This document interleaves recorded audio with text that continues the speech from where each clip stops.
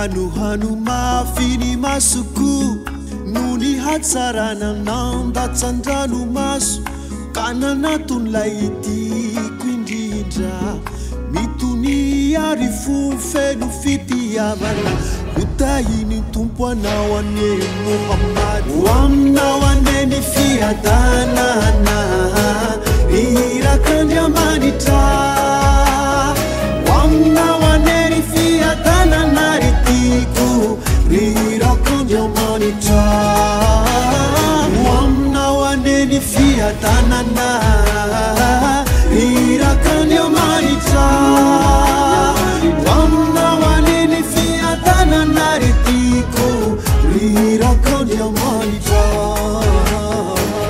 irak'Andriamanitra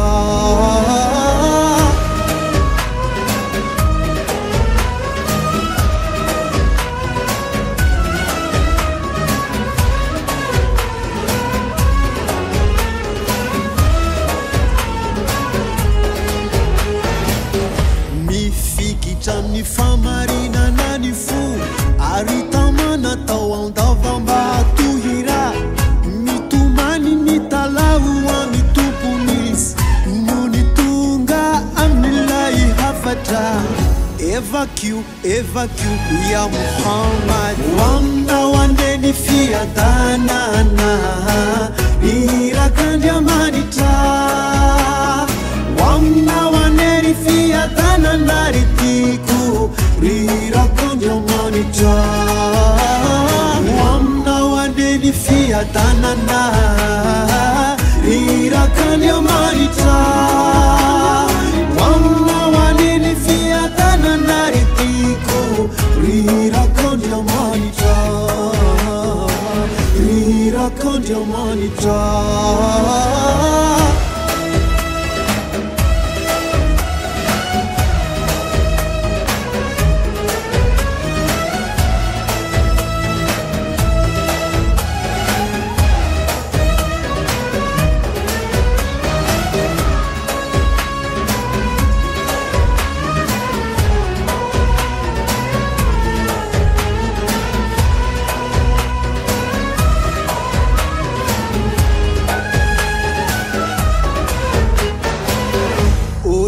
Sarana fino fasoavana ilay irak'Andriamanitra matihoti tony ao antsamitsatsa fanaiko sy hoe anilalay pitarika Muhammad ori hatsarana fino fasoavana ilay irak'Andriamanitra matihoti